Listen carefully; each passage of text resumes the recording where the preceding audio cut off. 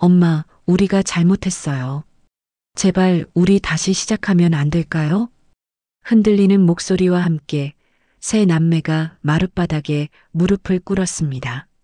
하나는 고개를 숙인 채 손을 부들부들 떨고 있었고, 하나는 울음을 삼키느라 어깨가 들썩거렸고, 또 하나는 감히 엄마의 얼굴을 제대로 쳐다보지도 못했습니다.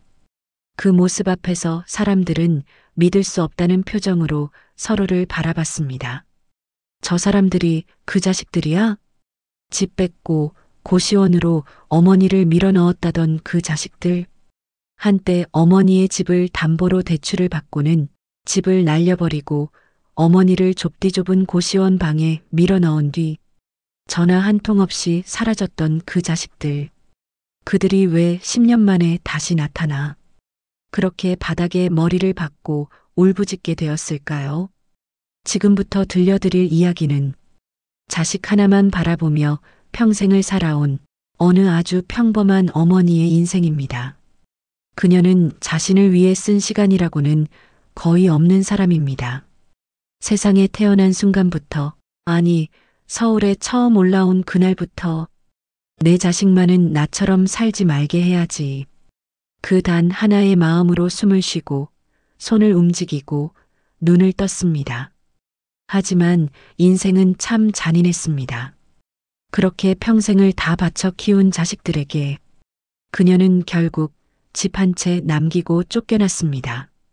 여기까지만 들으면 어딘가에서 들어본 것 같은 불효 이야기처럼 느껴질지도 모릅니다.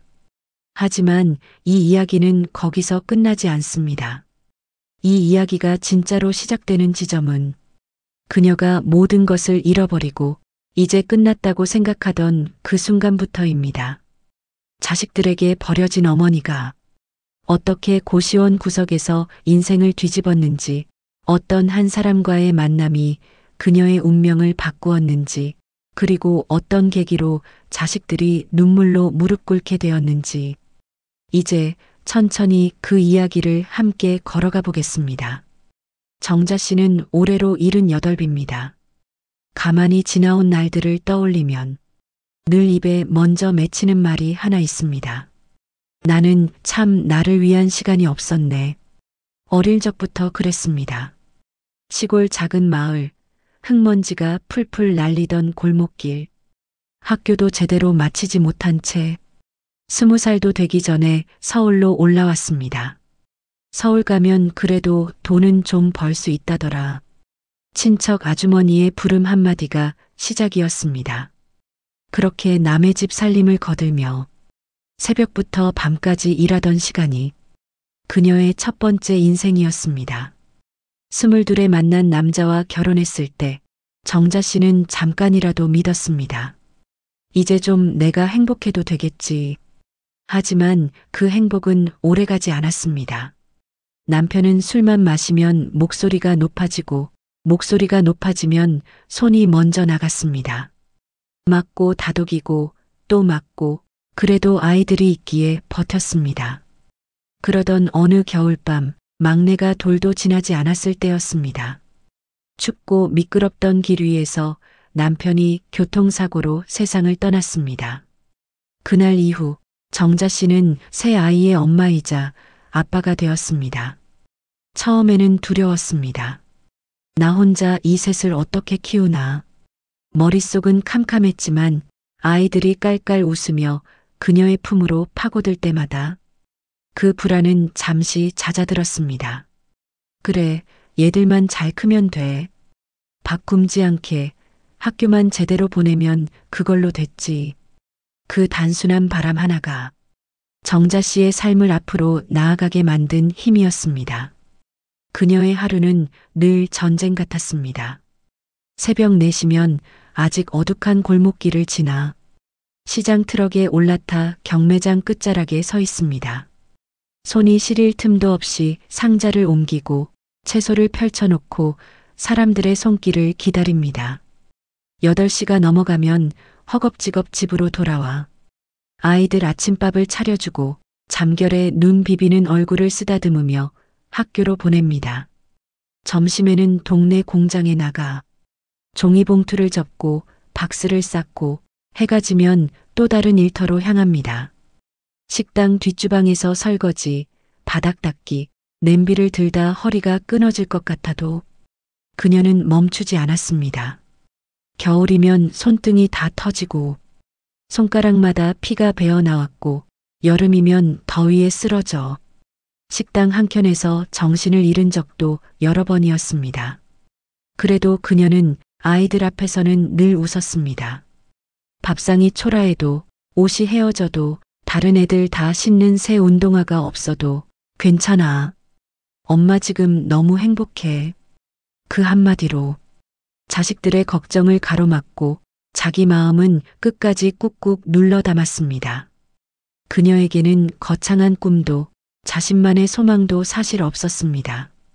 오직 하나, 우리 애들만큼은 나처럼 살지 않았으면 좋겠다. 그래서였을까요? 큰아들이 고등학교를 졸업하고 엄마, 나 대학 가고 싶어? 라고 말했을 때 정자 씨는 단 1초도 망설이지 않았습니다.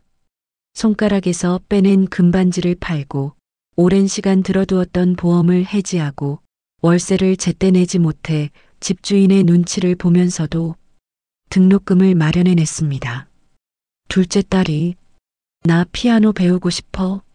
라고 말했을 때도 마찬가지였습니다. 동네 피아노 학원 문 앞을 서성이다. 수줍게 원장을 찾아가 부탁했습니다. 제가 화장실 청소도 하고 힘든 거 있으면 뭐든 할 테니까 우리 애 피아노 좀 가르쳐 주시면 안 될까요? 막내는 공부보다 운동을 좋아했고 체육복이 닳기도 전에 새 걸 사야 했고 운동화는 금방 닳아 구멍이 났습니다. 돈은 늘 모자랐지만 자식들의 등을 향해 달리는 뒷모습을 볼 때마다 그녀는 오히려 기특하고 고마웠습니다. 그녀는 몰랐습니다. 그렇게까지 바쳐가며 키워낸 그 자식들이 언젠가부터 자신을 고마운 엄마가 아닌 부담이라는 이름으로 바라보기 시작했다는 것을, 자식들이 결혼하고 각자 가정을 꾸리기 시작하면서 정자 씨가 앉을 자리는 점점 좁아져 갔습니다. 명절이면 예전에는 새 집이 다 모였습니다. 좁은 거실에 아이들 웃음소리가 가득했고 부엌은 냄비와 접시 소리로 시끄러웠습니다. 하지만 언제부턴가 큰아들은 말했습니다. 엄마, 이번엔 회사 일이 너무 바빠서. 둘째는 아이가 아파 못 온다 했고 막내는 교회 봉사에, 회사 모임에, 이유가 끝없이 이어졌습니다. 전화도 방문도 조금씩 줄어들더니 어느새 1년에 얼굴 보는 날이 한 손으로 꼽을 만큼 되어버렸습니다. 그럼에도 정자 씨는 단 한 번도 자식들을 원망하지 않았습니다. 지들도 살기 바쁘지. 내가 그만큼이라도 도와준 게 어디야. 그렇게 스스로를 달래며 쓸쓸한 부엌에서 혼자 밥을 먹었습니다. 수십 년이 지나 그녀의 손에 남은 건 허름한 단독주택 한 채뿐이었습니다. 하지만 그 집은 정자 씨에게 단순한 건물이 아니었습니다. 30해 넘게 허리가 끊어져라 일해서 처음으로 자기 이름으로 마련한 세상에서 단 하나뿐인 내 집이었습니다. 작고 오래된 집이었지만 햇살이 거실을 가득 채우고 마당 한켠 작은 텃밭에서는 상추와 고추가 자라 아침마다 따 먹을 수 있는 곳, 그 집은 정자 씨에게 유일한 쉼터였습니다. 가끔은 혼자 김치찌개를 끓여 마당 의자에 앉아 한 숟갈씩 떠먹으며 스스로에게 말했습니다. 그래도 나는 참 잘 살았어. 조금 외로워도 그 말 한마디에 마음 한켠이 따뜻해지곤 했습니다. 그런데 여러분, 그 마지막 쉼터마저 사라져버린다면 어떨까요? 자식들 위해 평생을 살아온 어머니에게 마지막으로 남은 보금자리까지 사라진다면 그 허무함과 고통은 어디에가 닿을 수 있을까요? 바로 그 일이 정자 씨에게 닥쳐오고 있었습니다. 엄마, 그냥 이름만 잠깐 빌리는 거야. 어느 날 큰아들이 찾아와 조심스레 말을 꺼냈습니다. 엄마 이름으로는 대출이 잘 나와서 그래. 진짜 잠깐만. 금방 갚고 다시 원래대로 돌려드릴게요. 그 말이 시작이었습니다. 한동안 뜸하던 큰아들이 최근에는 자주 집에 들렀습니다. 손에 과일을 들고 오기도 하고 오래 앉아 이런저런 이야기를 나누기도 했습니다. 엄마는 참 대단해요. 아무것도 없이 우리 셋을 키워내고 집도 장만하고. 엄마, 나 진짜 존경해요. 그 말을 듣는 순간 정자 씨는 가슴이 먹먹해졌습니다. 존경한다. 그 두 글자가 지워지지 않는 피로와 서운함을 한 번에 다 안아주는 것만 같았습니다. 그 다음에 이어진 말은 조금 무거운 소리였습니다. 근데 엄마 요즘 사업이 좀 많이 어려워요. 근데 큰 기회가 하나 들어왔거든요. 엄마가 집 명의만 잠깐 내 이름으로 바꿔주시면 은행에서 대출이 훨씬 쉽게 나올 것 같아요. 정자 씨는 말문이 막혔습니다. 집의 명의를 바꾼다는 건 그냥 도장 한 번 찍는 일이 아니었습니다. 이 집이 어떤 집입니까? 애들 키우느라 허리가 휘도록 평생을 일해 모은 돈을 다 쏟아부어 겨우겨우 자기 이름으로 만든 집. 그날 밤 그녀는 뒤척이고 또 뒤척이며 잠을 이루지 못했습니다. 그런데 며칠 뒤 둘째 딸에게서 전화가 걸려왔습니다. 엄마, 오빠 얘기 들었어. 그거 진짜 믿어도 돼. 엄마가 도와주시면 오빠가 금방 갚고 다시 돌려드린대. 요즘 다 그렇게 해. 다시 며칠 뒤 막내도 찾아와 말했습니다. 엄마, 너무 걱정하지 마요. 요즘 사업하는 사람들 다 대출 끼고 시작해요. 오빠라면 믿을 수 있잖아요. 셋이 한 목소리로 괜찮다, 믿어도 된다라고 말했습니다. 정자 씨는 거울 속 자신의 얼굴을 한참 바라보다 생각했습니다. 어차피 다시 돌려준다는데 얘들 도와주는 게 부모 노릇이지 뭐. 결국 큰아들이 들고 온 서류 위에 그날 떨리는 손으로 도장을 찍었습니다. 붉은 도장이 종이에 찍히는 순간 가슴이 서늘해졌지만 자식 앞길 막는 건 나쁜 부모지. 스스로를 다그치며 눈을 감았습니다. 그것이 모든 불행의 시작이었습니다. 처음 몇 달은 별일 없었습니다. 큰아들은 여전히 가끔 전화를 걸어왔습니다. 엄마 덕분에 일이 잘 풀리고 있어요. 집에도 들러 고추장찌개를 맛있게 먹으며 웃어 보였습니다. 하지만 3달쯤 지나자 전화는 뜸해졌고 집에는 오지 않았습니다. 불안한 마음이 스멀스멀 올라왔지만 정자 씨는 스스로를 달랬습니다. 바쁜가 보다. 일이 잘 되니까 정신없겠지. 그러던 어느 날 우편함에 꽂힌 두툼한 봉투 하나가 그녀의 일상을 갈라놓았습니다. 경매 개시 통지서. 빨간 글씨들이 가득한 종이를 펼쳐든 순간 다리가 풀려 그 자리에 주저앉고 말았습니다. 채무 불이행, 압류 강제 집행, 낯설고 무서운 단어들이 종이 위를 가득 채우고 있었습니다. 떨리는 손으로 큰아들에게 전화를 걸었습니다. 몇 번이나 시도한 끝에 겨우 연결된 전화. 엄마 미안해요. 나도 어떻게 해볼 수가 없어. 은행에서 갑자기 회수하겠다고 해서. 엄마, 잠깐만 버텨줘. 나중에 다시 찾아올게. 짧은 말 한마디를 남기고 뚝 끊겨버린 그 전화가 그가 건 마지막 전화였습니다. 정자 씨는 다음날 곧장 은행으로 찾아갔습니다. 저는 그냥 도장만 찍으라 해서 찍은 거고요. 집도 제가 평생 모은 돈으로 산 건데요. 하지만 창구 직원은 서류를 가리키며 말했습니다. 명의가 아드님으로 되어 있고 서명도 고객님 본인이 하셨습니다. 법적으로 저희가 드릴 수 있는 말씀은 없습니다. 며칠 뒤 집 대문에 커다란 종이 딱지가 붙었습니다. 집은 경매에 넘어갔고 새 집주인이 나타났으며 정자 씨는 결국 그 집에서 나와야 했습니다. 짐을 싸던 날 비가 내렸습니다. 낡은 여행 가방 하나, 묵은 이불 2장, 아이들 어릴 적 사진이 담긴 앨범 몇 권. 그게 그녀 전부였습니다.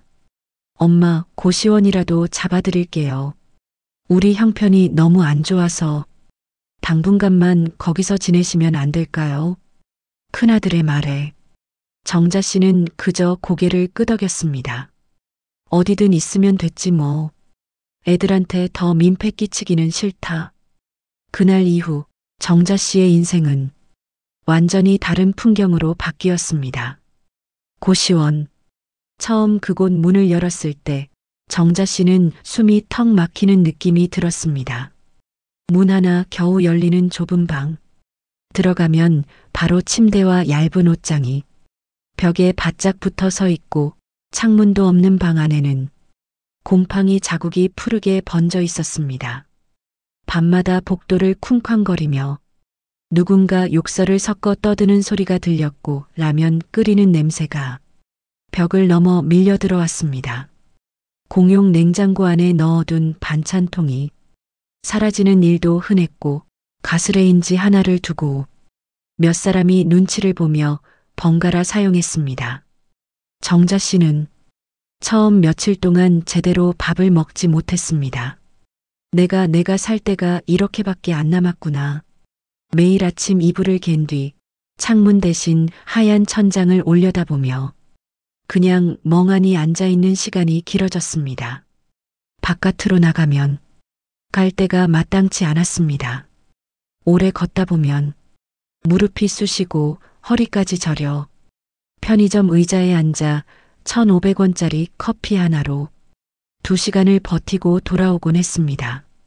그 와중에도 머릿속에서 떠나지 않는 얼굴들이 있었습니다. 얘들은 잘 살고 있을까? 내가 너무 짐이 돼서 나를 잊어버리려는 걸까?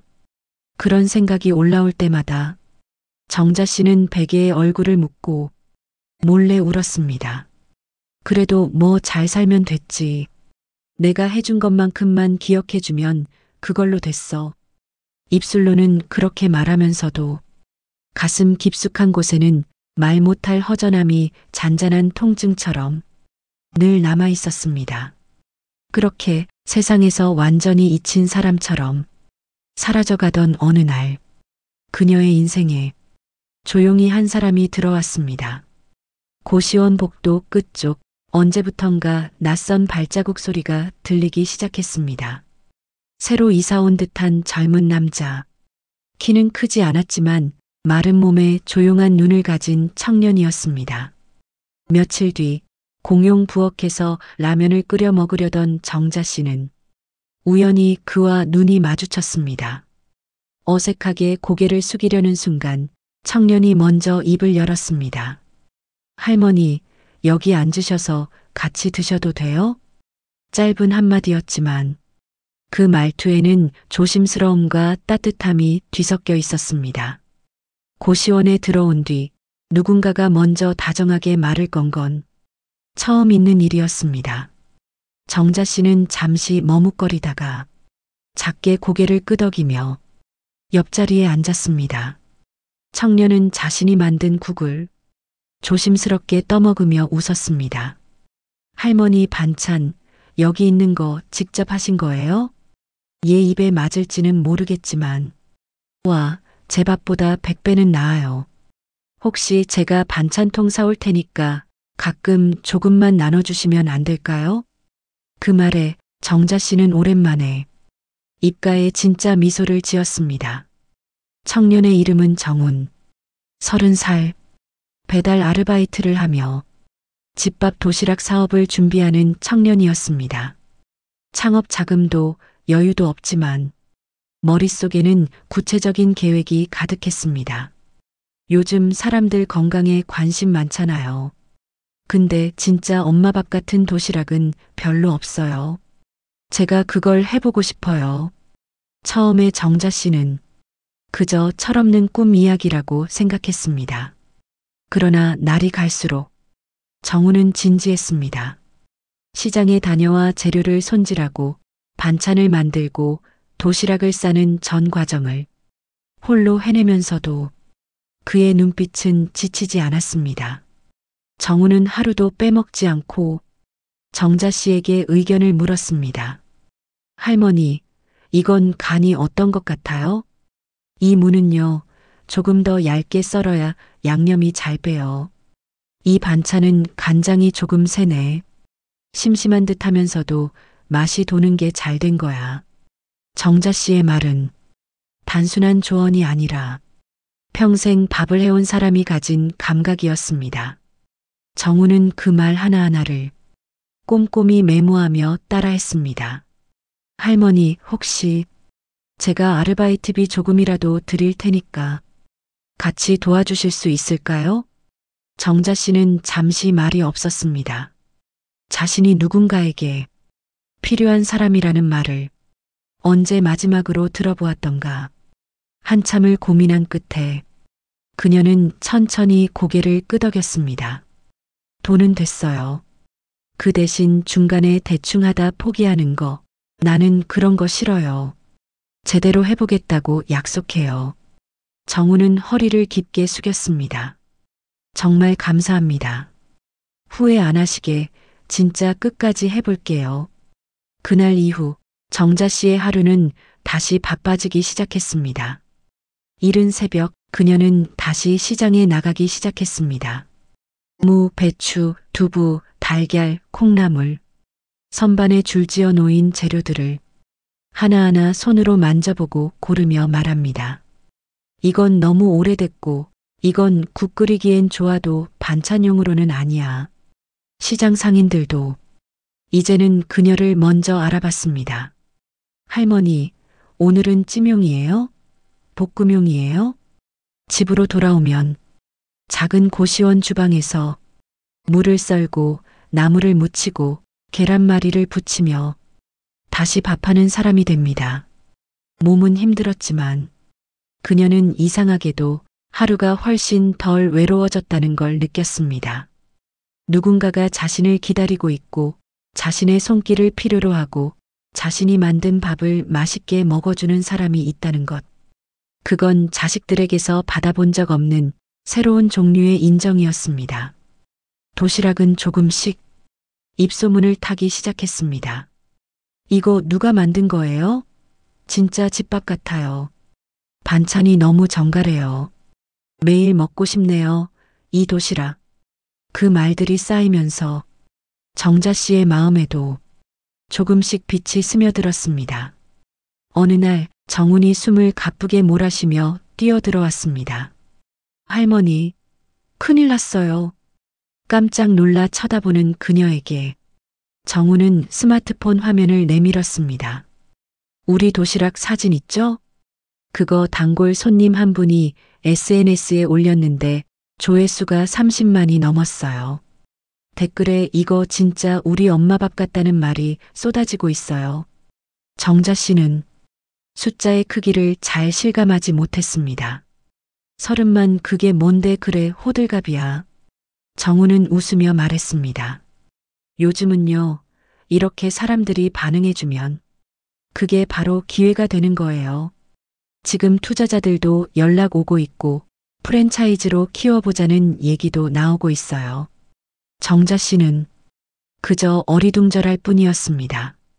그저 평생 해왔던 것처럼 밥을 짓고 반찬을 만든 것뿐인데 세상이 이렇게 반응할 줄은 몰랐습니다. 내가 한 밥이 그렇게 잘 된다고? 정우는 단호하게 말했습니다. 할머니 손맛이 없었으면 여기까지 못 왔어요. 그 순간 가슴 깊은 곳에서 무언가 뜨겁게 올라왔습니다. 평생 당연하게 여겨지고 때로는 짐처럼 취급되던 삶.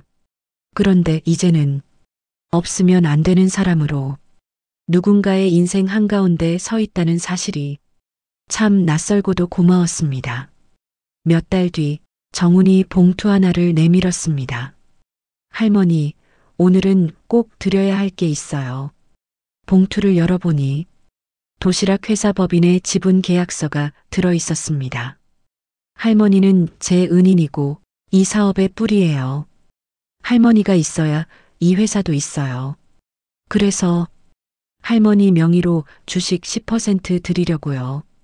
앞으로도 저랑 같이 가주세요.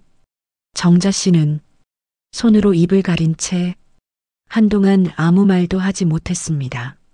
나 같은 늙은이한테 이런 걸 다 주면 손해야. 떨리는 목소리로 그렇게 말했지만 눈가에는 이미 눈물이 맺혀 있었습니다. 정우는 고개를 숙이며 말했습니다.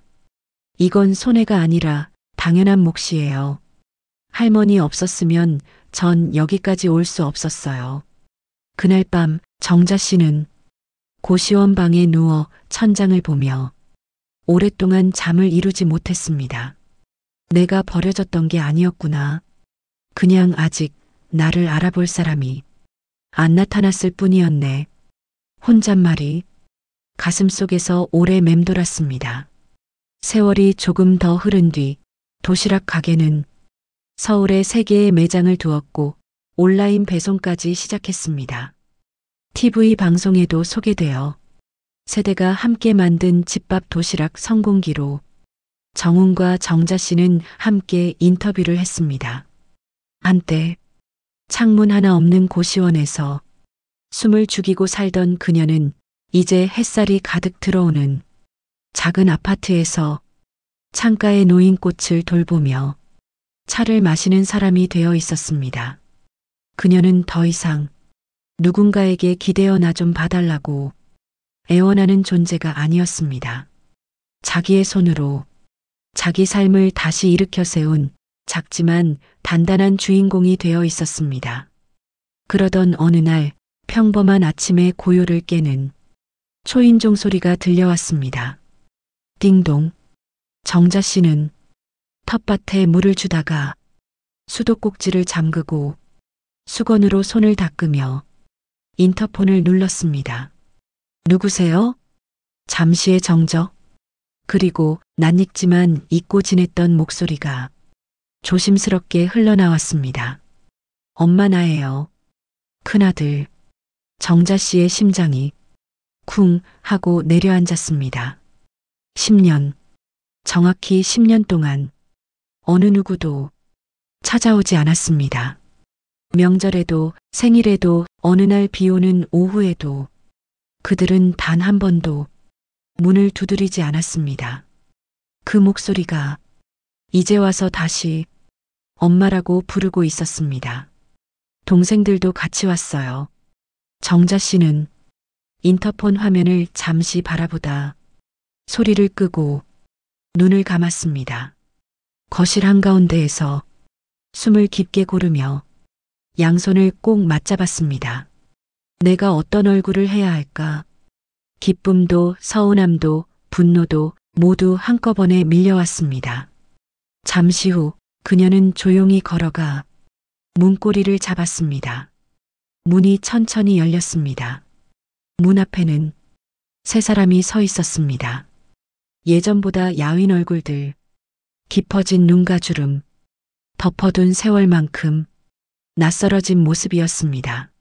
한때 그녀의 전부였던 세 자식이었습니다. 엄마. 큰아들이 입을 열었지만 바로 말을 잇지 못했습니다. 거실 탁자에 둘러앉은 네 사람. 공기는 어색했고 무겁고 깊었습니다. 잠시 아무 말도 안 하던 둘째가 먼저 눈물을 훔치며 말했습니다. 엄마, 우리가 정말 큰 잘못을 했어요. 그땐 그게 최선이라고 생각했어요. 엄마 짐 줄여드리는 거라고 믿었어요. 근데 시간이 지나니까 엄마 마음이 어땠을지 조금씩 알겠어요. 막내도 눈을 붉히며 더듬더듬 말을 이었습니다. 엄마, 그때 나는 솔직히 깊게 생각도 안 했어요. 오빠가 하자는 대로 하면 되는 줄 알았어요. 근데 엄마가 고시원에 계시다는 얘기 듣고도 겁이 나서 아무것도 못했어요. 큰아들은 손을 무릎 위에 올려놓고 깍지를 끼었다 폈다를 반복하다가 마침내 고개를 숙였습니다. 엄마 회사 망했어요. 빚도 많이 지고 아내랑도 이혼했어요. 이렇게까지 다 무너질 줄 몰랐어요. 살다 보니까 예전에 엄마한테 했던 짓들이 하나씩 떠오르더라고요. 이제 와서 이렇게 찾아온 게 너무 염치 없다는 것도 알아요. 그래도 한 번만 얼굴은 보여야겠다는 생각이 들었어요. 말을 마친 그는 자리에서 일어나 바닥에 무릎을 꿇었습니다. 엄마, 정말 죄송합니다. 둘째와 막내도 천천히 자리에서 일어나 큰아들 옆에 나란히 무릎을 꿇었습니다. 한때는 어머니를 거리로 밀어낸 손들이 이제는 그 앞에 머리를 조아리고 있었습니다. 정자 씨는 두 손을 무릎 위에 올려놓고 조용히 눈을 감았습니다. 눈앞에는 고시원 방 한 구석에서 밥 한 숟가락 제대로 넘기지 못하고 울던 자기 자신이 떠올랐습니다. 명절날 좁은 복도 끝 방에서 휴대폰만 바라보며 아무 연락도 받지 못했던 밤들, 생일날 축하 인사 한 줄 없이 찬국을 데워 먹다가 숟가락을 내려놓고 홀로 한참을 울던 저녁들, 그 모든 순간이 파도처럼 밀려와 가슴을 치고 지나갔습니다. 한참을 그렇게 있다가 정자 씨는 천천히 눈을 떴습니다. 일어나 봐라. 그녀의 목소리는 놀랍도록 차분했습니다. 자식들은 그 말을 듣고도 선뜻 일어나지 못했습니다. 정자 씨는 숨을 한번 깊게 들이쉬고 입을 열었습니다. 그래, 너희 잘못한 거 없다. 그 말에 세 사람의 눈이 동시에 크게 떠졌습니다. 엄마가 너희 위해 살았던 거, 그건 엄마가 좋다고 한 거다. 너희 때문에 억지로 희생한 거 아니라 엄마가 그렇게 살고 싶어서 산 거야. 그래서 그건 원망 안 한다. 순간 자식들의 눈에서 눈물이 와르르 쏟아졌습니다. 하지만 정자 씨의 말은 거기서 끝이 아니었습니다. 근데 말이다. 엄마가 그 좁은 고시원 방에 있을 때 너희 중에 누구 하나 전화 한 통, 문자 한 줄 해준 적이 없더라. 그녀의 목소리가 처음으로 조금 떨렸습니다. 그게 참 많이 서운했다. 세 자식은 아무 말도 하지 못했습니다. 그저 눈물만 뚝뚝 떨어졌습니다. 정자 씨는 그 모습을 한참 바라보다 작게 웃었습니다. 그래도 이렇게 와줘서 고맙다. 그녀는 탁자 서랍을 열어 두툼한 봉투 하나를 꺼냈습니다. 자식들은 혹시나 하는 눈빛으로 봉투를 바라보았습니다. 하지만 정자 씨는 봉투를 꺼내 들고도 그들에게 내밀지 않았습니다. 오히려 봉투를 자신의 품 쪽으로 당기며 천천히 말했습니다. 이건 못 준다. 자식들의 얼굴이 순간 굳어졌습니다. 이건 엄마가 내 손으로 다시 일으켜 세운 엄마 인생이다. 고시원 구석에서부터 시장 다시 나가고 도시락 싸고 사람들 손에 밥 건네면서 엄마가 내 이름으로 다시 번 돈이다. 그녀는 조용히 미소를 지었습니다. 그렇다고 너희가 미운 건 아니다. 그냥 이제부터는 너희 몫은 너희가 스스로 살아가면서 만들어 보거라. 엄마는 이제 엄마 인생을 살 거니까. 자식들은 고개를 들지 못했습니다. 그토록 강해 보였던 어머니가 이제는 더 단단해진 얼굴로 자기 삶을 지키고 서 있다는 걸 온몸으로 느끼고 있었습니다. 그날 밤 자식들이 돌아가고 난 뒤 집은 다시 조용해졌습니다. 정자 씨는 마당 의자에 홀로 앉아 밤하늘을 올려다보았습니다. 가을밤 하늘에는 별이 가득 떠 있었고 서늘한 바람이 살짝 목덜미를 스쳐 지나갔습니다. 그녀는 숨을 깊게 들이쉬고 내쉬며 스스로에게 말했습니다. 잘했다, 정자야. 이제는 너를 위해 살아도 돼. 그녀는 더 이상 누군가의 엄마로만 존재하는 사람이 아니었습니다. 스스로를 버리지 않고 끝까지 붙잡아 다시 일으켜 세운 한 사람의 인생 주인공이 되어 있었습니다. 그녀의 눈에는 더 이상 원망도 분노도 남아있지 않았습니다. 오히려 늦게라도 돌아온 인생이 그저 고맙고 아직 남은 날들이 조금은 기대되었습니다. 이 이야기를 듣고 있는 당신에게 정자 씨는 이렇게 말하고 싶어 할 겁니다. 내가 나를 붙잡고만 있으면 삶은 반드시 돌아옵디다. 아무리 늦은 것 같아도 절대 끝은 아니더라고. 혹시 지금 모든 걸 다 잃어버린 것 같고 세상에서 혼자 남겨진 것 같은 기분이 드시나요? 그렇다면 정자 씨의 이야기를 조용히 떠올려 보셨으면 좋겠습니다. 집도 자식도 가진 것 전부를 잃어버린 그 자리에서조차 그녀는 다시 시작할 수 있었습니다. 누군가의 손에 이끌려서가 아니라 자기 두 발로 다시 일어서기로 결정했기 때문에 당신의 인생도 마찬가지입니다. 지금 아무리 늦은 것 같아도 지금 이 순간이 언젠가 돌아보면 그때가 내 인생이 다시 시작된 때였지 라고 말하게 되는 시작점이 될 수 있습니다. 혹시 이 이야기가 당신의 마음에 조금이라도 위로와 용기가 되었다면 오늘 하루만큼은 스스로에게 이렇게 말해보세요. 괜찮아. 아직 끝이 아니야. 나도 다시 시작할 수 있어.